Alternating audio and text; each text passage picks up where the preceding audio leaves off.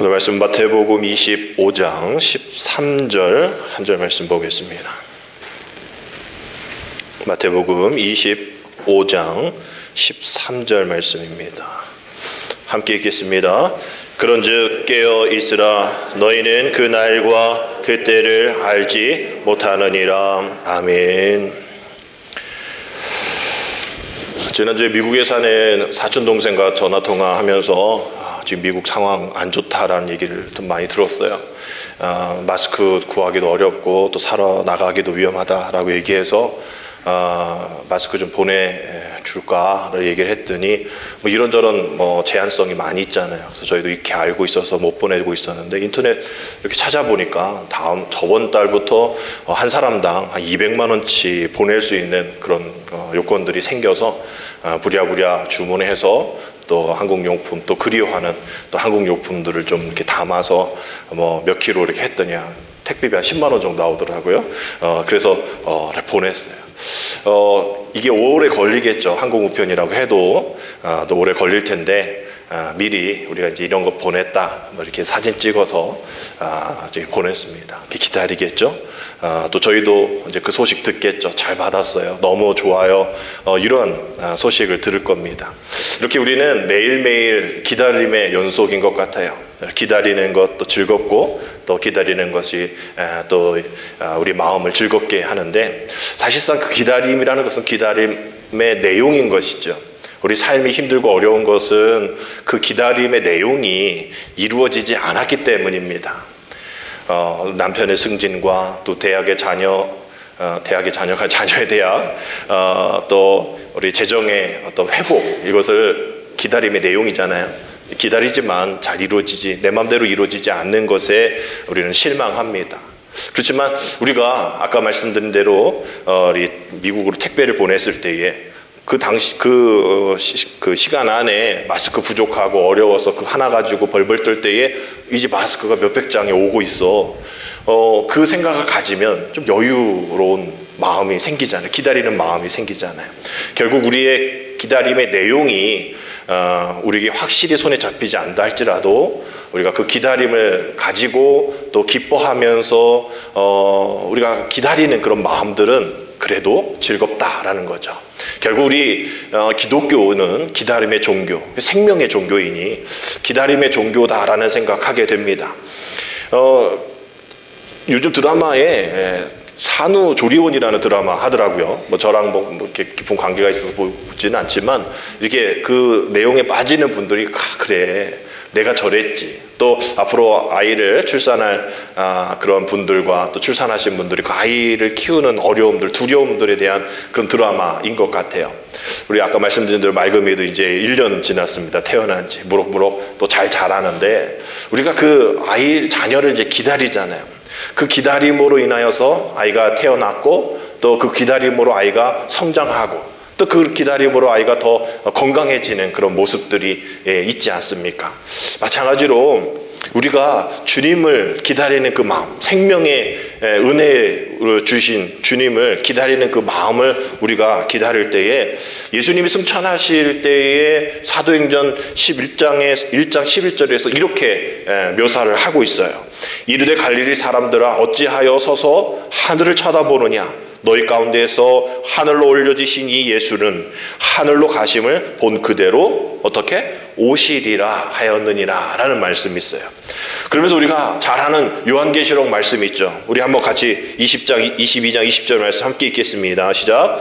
이것들을 증언하신 이가 이르시되 내가 진실로 속히 오리라 하시거늘 아멘. 주 예수여 오시옵소서. 아멘. 아멘. 주 예수여 오시옵소서. 우리 기다리겠습니다. 비록 지금 손에 잡히는 것 없고 비록 광야와 같은 이 세상 속에 살아가고 있지만 아멘. 주 예수여 오시옵소서. 우리가 이 세상 끝날까지 포기하지 않고 끝까지 인내하며 기다리면 우리가 그 아멘으로 고백하며 기다리면 주님 우리에게 오신다라는 것이죠. 주서택 목사님이라고 내적 치유 사역하시는 분 계십니다. 축사 사역 이런 거 아니라 우리 안에 있는 어둠, 또 우리 안에 있는 쓴뿌리, 우리 안에 있는 그런 이 불안 이런 것들을 좀 말씀으로 치유하는 그런 내적 치유 세미나도 많이 여시는 분인데, 그분이 어떤 칼럼에서 이런 얘기 하시더라고요. 당신이 결혼식 주례를 가셨답니다. 그래서 결혼식 주례를 보러 갔는데 예식 시작되어질 시간이 됐음에도 불구하고 예식이 시작이 안 되더래요. 어수선하더래요. 그래서 이렇게 보니까 하객들도 와 있고 또 신부도 와 있고 다 부모님 와 계신데 한 명이 안 와 있는 거예요. 신랑이 안 와 있었다는 겁니다. 그래서 이렇게 알아보니까 신랑 연락이 안 된다는 거예요. 그래서 혹시 무슨 사고가 났을까 계속 연락을 했는데, 이게 뭐 연락이 받아야죠. 그래서 부모님들도 연락 안 되고, 그래서 이렇게 해서 좀만 더 기다려보자. 10분, 20분 기다렸는데도 안 오고, 1시간을 기다렸는데도 하객들 뭐 다 여기 계속 있을 수 없으니까 기다릴 수 없어서 막 수근수근 되는 거죠. 도망갔네, 도망갔어, 저 집 뭐가 문제가 있어, 뭐 이렇게 해서 사람들이 다 하객들 갔습니다. 부모님들과 또 뭐 신부는 막 울상이죠. 또 신부 대식에 가서 이 주석대 목사님 어떻게 해야 될지 좀 난감하니까 이렇게 좀 그냥 가야겠다라는 마음으로 1시간 지났는데 갔다는 거죠. 근데 그때까지도 신부가 계속 울고 있었던 거예요. 가장 그 날에 아름다워야 할 신부의 화장이 다 지워지면서 눈물을 흘리는 거예요. 그래서 부모들은 또 뭐 서로 양가 부모가 좀 이렇게 신경질이 있겠죠. 그냥 끝내자고 막 이랬는데 신부가 끝까지 기다리자는 거야. 기다리자고. 그래서 무려 주석태 목사님이 신부와 4시간을 기다렸대요. 4시간을 기다렸더니 헐레벌떡 신랑이 왔었다는 겁니다. 그래서 뭐 이런 얘기 들어보고 저런 얘기 들어보니까 뭐 피치 못할 사정이 있었던 것 같아요. 그래서 주석태 목사님이 그래도 왔으니 결혼하자. 하객은 없지만 부모님 계시니까 결혼식 하자. 그래서 결혼식을 또 주례를 했었다라는 그런 얘기입니다. 만약에 그 신부가 기다리지 않았다면, 또 뭐 얘기 들어보니까 뭐 전날 친구들하고 술 먹어 여관 들어가서 뭐 못 일어났다고 이런 핑계를 댔대요. 그 뭐 믿거나 말거나지만, 만약에 신랑이 그러한 변명을 댔었을 때에 신부가 그런 일이 어떻게 있냐고, 어쩌고 그럴 수 있냐라고 믿지 않았다면 결혼식이 이어지지 않았겠죠. 기다림이란 이런 것 아닐까 생각합니다. 기다림은 인내와 또 어떤 기다림의 가운데에 살아가는 모습들이 우리에게 있어야 하는데, 헨리 나우엔 목사님이 이런 얘기를 늘 하셨어요. 강림절 기간, 우리 다음 주부터 주님의 오심을 기다리는 강림절인데, 강림절을 이렇게 고백했습니다. 함께 읽겠습니다. 강림절은 인내와 기다림을 배우는 계절이다. 인내와 또 기다림을 배우는 계절이다라는 거죠. 그래서 우리에게 이 강림절의 영성은 우리에게 요청하는 것이 2가지인데 바로 인내와 기다림이라는 거예요. 마치 그 신부가 신랑을 인내하면서 기다렸던 것처럼 말이죠. 다시 오실 주님을 기다리고 또 기다리는 동안 주님을 위해서 준비된 삶을 살아가야 하는 것이 우리가 다음 주부터 시작되어질 강림절이라는 겁니다. 그럼 오늘은 왕국주일인데, 성령 강림은 마지막 주일 왕국주일인데, 이제 우리의 교회력이 이제 오늘로 끝나는 겁니다. 원래 뭐 12월 더 있지만 우리의 교회력으로는 성탄절이 시작이에요. 주님의 태어나심이 시작이고, 이제 왕국절, 주님은 우리의 왕이십니다. 주님은 우리의 만왕의 왕이십니다. 만주의 주이십니다. 라고 이제 성경에 많이 나와 있는 그 왕국, 주님을 왕으로 모시고 우리의 모든 것 되신 주님을 고백하는 그 마무리, 이 시점이 오늘이라는 거죠. 그래서 오늘 왕국주일은 그러한 이제 이전에 내 삶에 내가 왕이었던 것을 이제 주님을 왕으로 모시겠습니다라 인정하면서, 이제 다음 주부터 주님, 그러한 왕이신 주님을 내가 기다립니다라는 그 이 끝과 시작의 중간이 바로 오늘이라는 것을 오늘 기억하면 됩니다. 왕국주일이라는 것이 말이죠. 그래서 오늘 그 사이의 위치에 있는 것처럼 오늘 우리가 함께 읽으셨던 13절, 그런즉 깨어있으라 너희는 그날과 그때를 알지 못하느니라 라는 마태복음 25장 13절의 말씀도 1절부터 12절까지의 말씀과 또 14절부터 30절에 있는 말씀을 이어주는, 그 중간에 이어주는 그 왕국주일과 같은, 우리 주님을 왕으로 모시겠습니다. 앞으로 오실 주님을 왕으로 모시겠습니다 라는 것을 얘기하는 것 같은 그런 위치에 있는 말씀이죠. 깨어 있으라 라는 번역을 잘 살펴보면 그냥 잠에서 깨어난 그런 것을 얘기하는 것이 아니라 계속 깨어 있는 상태, 깨어서 보는 상태, 또 지켜보고 깨닫고 또 깨고 일어나고 각성하는 상태를 깨어 있으라라는 그런 번역된 동사 안에 들어있는 의미입니다. 경각심을 가지고 또 경계심을 가지고 항상 깨어서 각성하고 있어야 된다라는, 그냥 비몽사몽 눈 뜨고 이렇게 뒤치다거리자 이렇게 하지 말라는 거예요. 엎치락 뒤치락 하지 말고 경계심을 가지고 일어나 보라라는 이야기입니다. 오늘 이 깨어 있으라라는 말이 마태복음 28장까지 있잖아요. 마태복음 안에 오늘 말씀 앞에 24장 42절에서 43절에 한 번씩 두 번 나오고 오늘 25장 13절에 한 번 나옵니다. 즉 깨어 있으라라는 마태복음 안에서 깨어 있으라는 것은 이제 주님이 십자가에 지실 그 이야기 나오잖아요. 다음에 그 앞에 위치해 있는 것, 주님의 십자가 지심으로 주님의 사명을 감당하면서 이 어려운 상황 속에서 너희들은 깨어 있어야 한다.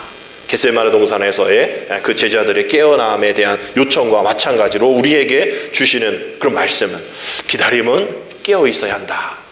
깨어서 그냥 다른 것 하는 것이 아니라 지켜봐야 한다. 우리 전에 말씀처럼 각성해야 한다. 깨어 있어야 한다라는 그런 얘기를 하는 거예요.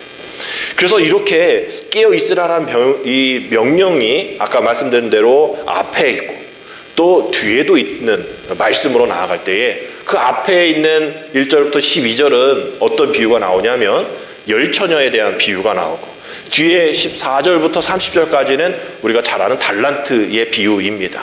깨어 있으라라는 거죠. 주님의 때가 이제 곧 오게 되어지니 깨어 있으라. 그 날과 그때를 알지 못하지만, 언젠가 될지는 우리가 알지 못하지만 깨어 있어야 한다라는 두 가지 비유를 설명하는 그런 중간의 이야기인 것이죠. 그래서 이러한 이 이야기 앞에서 1절부터 12절까지 있는 열처녀의 비유에 대한 이야기를 우리가 살펴볼 때에 앞서 말씀드린 것처럼 또 여러분들이 하셨던 결혼과는 좀 다르겠죠. 그 나라의 문화가 다르니까 말이죠. 지금처럼 요즘도 저녁 때 하는 결혼식도 있긴 하지만 지금처럼 점심 때에 결혼식 하진 않죠.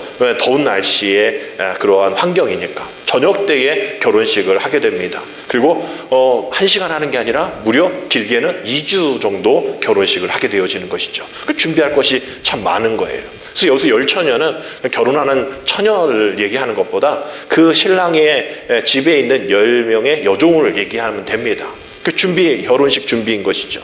그냥 바로 남자 집에서 결혼하는 것이 아니라 그 당시에는 신랑이 신부 집에 가서 그 신부 부모에게 결혼 허락받고 또 결혼 지참금 주고 그리고 신부를 데리고 자기 집에 와서 결혼식을 하는 그런 방식입니다. 그래서 오늘 이 말씀 우리가 읽진 않았지만, 우리가 아는 말씀이니 더 읽진 않았지만 우리가 그 말씀을 비유를, 열처녀의 비유를 우리가 기억해 보면 그 기간이 좀 길어지잖아요. 신랑이 올 시간이 길어집니다. 아까 말씀드린 것처럼 이게 바로바로 지참금 주고 알겠습니다 하고 결혼하고 데리고 올 수 있는 게 아닌 경우가 있겠죠. 마치 우리가 이전에 결혼식 보면 신랑 친구들이 함사세요 막 이러면서 막 안 들어가고 막 돈 더 달라고 그러고 이런 것처럼 시간이 좀 지연되어지는 거고, 또 결혼이 승낙되어지지 않는 그런 부분이 있을 수 있으니 그게 이제 정확하게 몇 시 언제 오겠다라고 그 열처녀들이 준비할 수 있는 그런 상황들은 아닐 겁니다. 그 늦은 시간이니 또 그 결혼식 준비를 하니 얼마나 피곤했겠어요. 그래서 늦은 시간 또 피곤함이 몰려왔을 때에 이들이 깊은 잠을 잡니다. 그래서 6절에 보니까 깊은 잠 후에 밤중에 소리가 나되 보라 신랑이로다 맞으러 나오라 하는 소리를 듣게 되어지죠. 그래서 막 일어나서 막 준비를 합니다. 그래서 8절에 보니까 미련한 자들이 슬기 있는 자들에게 이르되 우리 등불이 꺼져가니 너의 기름을 좀 나눠달라 하거늘, 이렇게 얘기를 해요. 당시 등불은 한 15분 정도 있다가 올리브 그런 감람유로 공급을 계속 리필해줘야 되는 그런 상황인, 그런 등불인 것이죠. 보충할 기름을 늘 준비를 해야 하는 상황인데 그 미련한 또 어리석은 자들이 그런 5명이 그걸 준비를 못했었나 봐요. 그래서 꺼달라고 얘기하는데 9절에서 이렇게 얘기하잖아요. 슬기 있는 자들이 대답하여 이르되 우리와 너희가 쓰기에 다 부족할까 하노니 차라리 파는 자들에게 가서 너희 쓸 것을 사라, 이렇게 거절합니다. 우리가 이 얘기 보면 지금 열처녀, 열종이잖아요. 한 집에 늘 같이 있었던, 같이 일했던 그런 사람, 모르는 사람 아니에요. 아는 사람인데 거절한 것에 대해서 5명은 그래도 여유분이 있으니 꿔주면 될 것 같다라는 그런 생각을 갖고 좀 야속한 거 아니야? 라고 얘기할지 모르겠어요. 근데 이 너의 기름을 좀 나눠달라라는 이 표현이 지금 우리의 성경의 표현이지만 원어적인 성경의 표현에서는 이렇게 되어 있습니다. 너의 기름을 우리에게 내놓으라. 이렇게 되어 있어요. 지금 약간 뻔뻔합니다. 약간 폭력적이기도 해요. 우리가 어떤 이렇게 차 운전할 때 누가 갑자기 막 껴들면 막 우리가 또 욕하잖아요. 저 뭐야 막 이러는데 뭐 갑자기 앞에서 비상등을 켜고 창문 열고 미안하다 손짓하면 그냥 이렇게 보내주는데 막 자기가 어떤 차는 막 껴들고 막 그런데도 불구하고 막 미안하다는 얘기도 안 하고 오히려 막 보복 운전하고 막 그러면 우리는 막 어렵잖아요. 막 좋게 얘기하지도 않은 그런 상황이에요. 너희 기름 우리에게 내놔. 아마 이 5명이 그 10명 중에 상급자일 수도 있는 거고 뭐 나이가 많을 수도 있고 뭐 먼저 뭐 이럴 수도 있을 것 같아요. 하여튼 이런 너의 기름을 우리에게 내놓으라 라고 폭력적인 또 뻔뻔한 이야기를 했을 때에 성경에서는 이 여인을 미련한 자다라고 매겨요. 미련한 자들이다라고 얘기를 합니다. 원어적인 그런 성경의 미련한 자들은 이 모라이라는 단어를 쓰고 있는데 맛을 잃은 사람이다라고 해요. 우리가 맛을 잃은 사람, 우리 기독교인들, 크리스찬들을 이게 소금에 비유하잖아요. 빛과 소금이라 했는데 소금의 맛을 잃어버려서 밖에 버려지는 그러한 이야기 성경에 나오지 않습니까? 소금이 맛을 잃어버리면 아무 쓸모가 없듯이 이 미련하다라는 뜻은 맛을 잃어버렸다라는 그런 뜻인 것이죠. 즉 마땅히 행할 바를 알지 못해서 허둥지둥 되어지는 맛을 잃은 사람이 미련한 사람이다. 세상에 학식이 없는 사람이 미련한 사람이 아니에요. 상식을 모르는 사람이 미련한 사람이 아니라 영적으로 해석할 때에 미련한 자들은 해야 할 바를 알지 못하여 맛을 잃어버리는 그 적재적소에서 맛을 내지 못하는 사람을 미련한 사람이다 라고 얘기하는 거예요. 오늘 이 미련한 또 어떤 이런 슬기로움을 구별하는 것은 그러한 준비성에 대한 이야기입니다. 마태복음은 종말에 대해서 이렇게 이야기를 합니다. 임박함과 또 거기에 대한 지연성이 있다라고 해요. 임박하지만 지연. 아까 결혼식 예를 든 것처럼 지금 결혼을 막 시작해야 되는데 누군가 안 와서 지연되어지고 있는 것. 그것을 이제 마태복음에서는 이 종말에 대한 이야기를 합니다. 지금 우리의 삶도 마찬가지죠. 주님 오실 날 얼마 남지 않았는데 임박한데 주님 지금 오시고 계시지 않잖아요. 이러한 어떤 이 임박성과 어떤 이러한 지연성들을 생각했을 때에 그 임박하지만 그 지연성이 있는 우리 삶 속에서 우리가 믿음 생활을 잘 지키고 또 그 믿음을 향해서 잘 준비하며 나아가는 모습들이 필요하다라는 것을 1절부터 12절과 또 14절부터 30절의 두 비유를 통해서 우리에게 말씀해 주시는 거예요. 다시 앞에 있는 미련한 처녀에 대한 이야기를 했을 때에 그들은 등불이 꺼져가는 걸 알았겠죠. 기름이 얼마 남지 않았다는 걸 알았을 거예요. 근데 너 아직 사태가 그렇게 나쁘지 않아. 뭐 이 정도면 됐지. 금방 올 거야 라면서 자기가 생각하는 겁니다. 자기의 판단에 소견에 옳은 대로 행하는 것이죠. 막연하고 나태한 그러한 모습을 갖고 있다는 거죠. 이런 말씀 가운데 10절에 보니까 정말 사러 간 것 같아요. 그들이 사러 간 사이에 신랑이 옵니다. 그 준비했던 자들 5처녀는 함께 혼인잔치에 들어가고 문이 닫혀버리죠.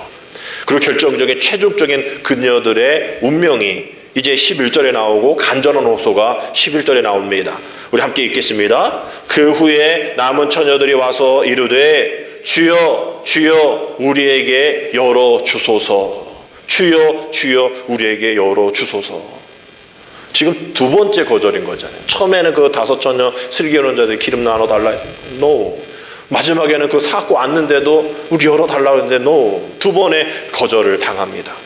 12절에 그 거절의 이유가 분명히 나와죠. 대답하여 이르되 진실로 너희에게 이르노니 내가 너희를 알지 못하노라. 아니 왜 몰라요? 그 집 여종인데 어제만 해도 같이 일했던, 좀 전만 해도 결혼식 준비했던, 잠깐 잤을 뿐인데 지금 모른대요. 우리가 이런 거 우리가 뭐 있죠. 그런 경험하신 분 계실 텐데 엄마와 딸이 싸웠어요. 엄마가 야 너 이제 내 딸 아니야 라고 하면 딸이 뭐라고 얘기하죠? 누구세요 아줌마? 아줌마 누구세요? 이렇게 막 바로 받아치죠. 이런 거예요. 알긴 알지만 내가 너에게 호의를 베풀 만한 그런 것 없어 라고 얘기를 하는 거예요. 이 미련한 5처녀의 문제는 늦게 왔던 것 그거 아니에요. 늦게 왔다는 사실이 그 표면적인 얘기를 하자는 게 아니라 네 마음이 멀어져 있잖아. 지금 네 마음이 늦게 온 건 늦게 온 거지만 네 마음이 멀어져 있잖아. 우리 뭐 어떤 인터뷰든 어떤 회사 취직할 때 어떤 인터뷰 시간이 있는데 그거 늦게 오면 그거 좋게 볼 사람 없겠죠. 또 네 마음이 지금 준비가 안 돼 있어. 우리 뭐 이렇게 세상에서 그렇게 얘기하잖아요. 마찬가지예요. 늦은 거 무슨 이유가 있었겠죠. 이 여인들처럼 뭐 더 사와야 되고 뭐 지하철에 펑크가 나서 뭐 늦게 오고 뭐 이런 더 여러 가지 말도 안 되는 그런 이유가 있겠지만 결국은 그 시간에 못 왔다라는 것은 마음의 준비, 또 미리미리 준비한 것이 없었다라는 것입니다. 결국은 이 창세기 6장에서 9장에 노아의 방주, 홍수 얘기 나오잖아요. 결국 처음엔 다 열려 있었죠. 그 뭐 마감 시간이 처음부터 마감은 아니잖아요. 다 열려 있잖아요. 그 마지막에 마감 시간이 있듯이 노아의 방주의 문도 열려 있었는데 또 이제 곧 홍수가 나니 구원의 방주로 오세요라고 초청도 했는데 거들떠도 안 받았잖아요. 콧방귀 뀌듯인데 이제 비 오고 막 홍수가 나고 죽을 일 생기니까 그제서야 닫힌 노아의 방주의 문을 열어달라고 두드리지만 열어줄 수가 없는 그런 상황처럼 오늘 이 모습도 그런 것이죠. 결국 준비된 사람은 그러면 매일같이 눈 뜨고 매일같이 신경 쓰고 이래야 되냐, 매일같이 교회에 와야 되냐, 이거 얘기하는 게 아니라 준비하는 자들은 뭐 자고 있으나 깨어 있으나 상관없다는 거예요. 왜? 늘 준비하고 있기 때문에. 그들의 준비성은 평상시에는 드러나지 않아요. 그 열처녀 모두 다 신랑 기다렸어요. 그 열처녀 모두 다 등을 들고 나갔어요. 또 그 열처녀 모두 다 힘들어서 잠을 잤습니다. 졸았어요. 또 모두 다 신랑이 온다는 소식 들었어요. 또 다시 등을 준비했어요. 그러나 그 이후가 갈라지는 거죠. 준비된 자와 준비되지 않은 자가 갈라지는 겁니다. 그때에서야 갈라지는 거예요. 신랑이 와서 불을 밝히게 될 때에 비로소 확연하게 준비한 자와 준비하지 않은 자가 갈라지는 것처럼 우리 그리스도인들의 믿음도 마찬가지입니다. 지금 잘 드러나지 않아요. 이런 어떤 코로나19로 어려워질 때에, 또 가정의 시험이 들 때에, 또 누군가로부터 이상한 소리 들었을 때에, 또 내가 받아야 될 그 권리, 권한을 받지 못했을 때에 드러나게 되어지는 그런 모습들입니다. 그래서 결국은 이 열처녀의 비유는 뭐 다른 것 저런 거 뭐 이렇게 생각하지 말고 내 안에 내 영적인 상태, 내 영적인 준비함이 어떻게 되어지고 있는가를 잘 살펴봐라 라는 이야기인 것이죠. 우리 모두가 다 미련한 처녀가 아니라 슬기로운 처녀가 되어야 합니다. 오늘 우리가 찬양 드렸던 것처럼 주님 맞이할 때에 주님 맞이할 준비가 되었는가? 주님 맞이할 준비가 되었는가? 우리가 주님의 오실 것을 우리가 믿지 않고 또 그냥 나태하게 믿고 주님 기다리지 않는 것 결국 미련한 자이라는 거예요. 간절히 사모하지도 않고 또 그 적극적으로 준비도 하지 않는 사람들을 맛을 잃은 사람 또 미련한 자들이라 라고 얘기를 합니다. 혹은 등만 준비하고 있고 기름을 준비하지 않는 그런 부분적으로만 준비하는 그런 모습도 문제가 있다라고 얘기를 하는 거예요. 그래서 이 열처녀의 비유는 항상 어떤 일이 있든지 늦게 오든지 그런 지연되어지든지 그런 상황 속에서도 항상 준비해야 한다라는 것을 강조했다면 오늘 말씀 이후에 14절부터 30절까지 나오는 이 달란트의 비유는 그렇게 깨어 있어서 준비했다면 그럼 어떻게 준비해야 될 것인가? 그런 기간 동안 무엇을 준비해야 될 것인가? 어떻게 준비해야 될 것인가에 대한 이야기를 하고 있는 겁니다. 수동적인 기다림이 아니라는 거예요. 장차 오실 주님이 인정하실 수 있는 그런 능동적인 기다림, 책임감, 열매 맺는 행동들이 필요하다라는 비유입니다. 앞서 말씀드린 대로 마태복음은 종말론적인 그런 신학의 모습들이 임박성과 지연성이다라고 말씀을 드렸죠. 임박하지만 지연되어지고 있는 상태. 그래서 이 임박성도 중요하지만 이 지연성에 대해서 우리는 부정적으로 생각할 수가 있을 거예요. 아니 온다면서 왜 안 와? 언제 오는 거야? 부정적으로 얘기할 수 있지만 이 지연성은 우리에게는 은혜입니다. 정말 만약에 주님이 지금 오셔서 우리에게 모든 것을 다 요청하신 것들에 대해서 결산하시면 우리 뭐라 대답할까요? 우리는 그거 잘 준비하지 못하면서 살죠. 뭐 어차피 내가 그냥 죽으면 하늘나라 가는 거 아니야? 라면서 그냥 느긋하게 생각할지 모르겠지만 그 지연성은 우리에게 은혜인 것은 우리가 계속 우리의 잘못된 부분들 또 우리의 못난 부분들을 우리가 다시 한번 우리 지난주에 말씀드린 것처럼 깎아내버리는 것, 주님의 모습, 주님의 형상으로 만들어가는 시간을 벌게 해주는 그런 하나님의 은혜라는 거죠. 그래서 이 달란트의 비유는, 이 달란트가 신약시대에 와서는 화폐 단위로 되어 있지만 이전부터는 무게 단위였거든요. 한 34kg 정도의 그 무게를 한 달란트라고 얘기를 하는데, 이게 신약시대에는 금과 은과 뭐 이 화폐의 단위로 바뀌어졌을 때에, 우리가 뭐 어린이 부서에서 지금도 어린이들 예배 드리고 있는데, 예배 잘 드리면 1달란트, 뭐 출석하면 5달란트, 전도하면 10달란트, 뭐 이렇게 달란트 주고 나중에 달란트 시장을 하잖아요. 그래서 자신들이 갖고 싶어하는 뭐 축구공은 몇 달란트 이렇게 붙여놓으면 제가 갖고 있는 달란트를 지불해서 그걸 삽니다. 근데 이게 조금 잘못된 게, 이 한 달란트가 애들에게는 별거 아니라고 생각하는 거예요. 그냥 사탕 하나 살 수밖에 없는, 그 달란트를 여러 장 모아야 그 10달란트는 돼야 그래도 뭐 하나 살 수 있는 그런 걸로 생각하는데, 이 화폐 단위 1달란트는 말이죠, 노동자들이 16년을 일해야 모을 수 있는 그런 돈이에요. 그러면 이게 계산을 해보면 최소 6억, 최대 10 몇 억 정도 되어지는 그런 상황들입니다. 그러니까 이러한 모습의 달란트, 우리가 볼 때 애들 아무것도 아니다라는 게 아닌 거예요.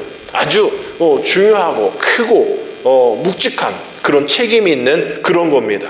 그래서 이러한 달란트에서 얘기했을 때에 우리가 이 달란트 다 아는 얘기니까 더 자세히 살펴보지 않겠지만, 25절에 우리가 이런 이야기를 25절에 이런 얘기가 있어요. 이 달란트에 대한, 이 소유권에 대한 이야기, 즉 이 달란트는 한 달란트 받은 자의 이야기 고백입니다. 우리 같이 읽어보겠습니다. 시작. 두려워하여 나가서 당신의 달란트를 땅에 감추어 두었나이다. 보소서 당신의 것을 가지셨나이다. 이 한 달란트 받은 자는 그 땅에 숨겨두고, 그 당시 은행이죠, 그게.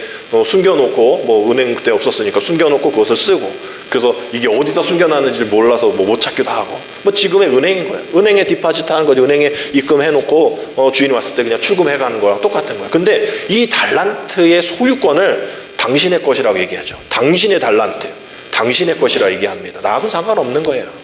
근데 20절과 22절에 5달란트와 2달란트 받은 자는 뭐라고 얘기하냐면, 오늘 보이진 않지만 여러분 찾아보시면 당신이 내게 5달란트를 주셨나이다라고 되어 있어요. 내게 2달란트를 주셨나이다라고 되어 있어요. 즉 5달란트와 2달란트 받은 자의 그 달란트 소유권은 주님이 내게 주신 것이다, 나에게 주신 것이다라는 그런 표현합니다. 주님의 은혜입니다라고 표현하는 거죠. 주인이 맡겨주신 것, 내 것처럼 잘 최선을 다해 사용하겠습니다라는 표현이에요. 근데 한 달란트 받은 자는 당신의 달란트, 나하고는 상관없는, 내가 손해를 보든 내가 이익을 남기든 나는 부담스러우니까 나 안 받겠습니다라는 그러한 모습으로 보여지고 있는 25절에 이러한 달란트의 소유권에 대한 모습들이 차이가 있다라는 것이죠. 이렇게 주님께 받은 달란트를 어떻게 운용하고 있는지를 살펴봐야 한다는 겁니다. 충성되이 성실히 잘 감당하고 있다면, 내가 좀 부족해도 어려워도 한 달란트 받은 사람, 그게 나는 왜 한 달란트 쟤는 5달란트, 이런 비교의식 가질 게 아니라, 말씀드린 것처럼 한 달란트가 최소 6억에서 16억 정도 되어지는 엄청난, 그 정도로 주인이 맡길 정도면 신뢰가 있는 그런 사람이잖아요. 그런데도 불구하고 그렇게 남기지 못했다, 그냥 숨겨놨다라는 것은, 결국 이 달란트의 얘기는 남겼다라는 그런 것을 통해서 칭찬받았다는 것은 남길 만큼 남길 수 있어야 한다라는 거예요. 우리 한번 따라합시다. 남길 만큼 남길 수 있어야 된다. 우리의 모든 모습들이 아무것도 없어요, 이렇게 가는 것이 아니라 더 충성되고 더 주님 앞에 기왕 우리가 믿음 생활하는 거 남겨야죠. 또 하나님 앞에 은혜의 열매가 있어야죠. 그냥 언제까지 아무것도 없이 그냥 당신의 것이니 당신의 것 알아서 하십시오, 이렇게 가서는 안 된다는 거예요. 주님께 받은 것도 있으니 내가 남길 것은 남길 수 있는, 열매로 주님 앞에 올려드릴 수 있는 그런 모습들이 분명 있어야 한다라는 거예요. 너무 겸손할 필요가 없다라는 겁니다. 뭐 이렇게 보면 나는 손해보지 않았잖아요. 한 달 받은 사람 입장에서는 그랬죠. 아니 쟤네들이야 뭐 쟤네들이 원래 또 잘하는 애들이니까 그럴지 모르지만 나는 괜히 이거 썼다가 뭐 1억도 아이 뭐 몇 천만 원 못 남겨요. 그러니 당신이 손해보지 않게 나는 잘 그냥 이렇게 갖고 있는 것 칭찬받을 일 아닌가요? 라고 말할지 모르겠지만 아니다라는 거예요.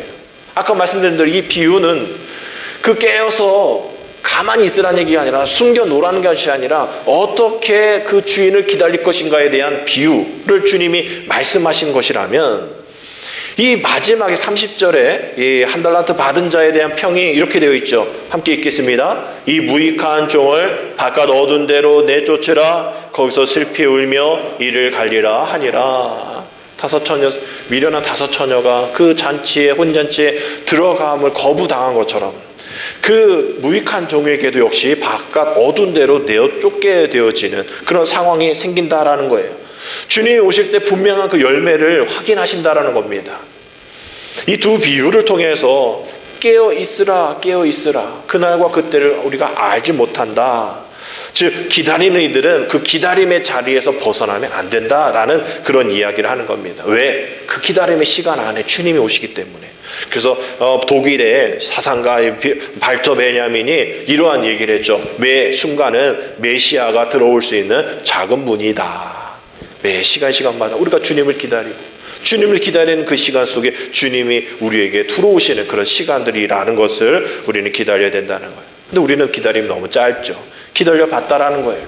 기도해 봤다라는 거예요. 이 정도 했으면 됐지 않아요? 이 정도면 만족하지 않아요? 이 정도면 그냥 잘하는 거 아니에요? 라고 이야기할지 모르겠지만 우리는 오히려 다른 것에 바빴고 또 다른 열매는 많이 맺으려고 세상에서 다른 열매는 다른 세상 사람들에게 보여주려고 많이 맺혔지만 주님에게는 진정한 열매를 맺히지 못했던 주님께 마음을 두지 못했던 그래서 준비되지 못해서 그제 뭐 부랴부랴 뭐 준비하고 막 이러면서 갑자기 오늘 주일이야? 오늘 갑자기 오늘 예배 드리는 날이야? 오늘 갑자기 속회야? 우리 이러한 모습이 너무 많다라는 거예요.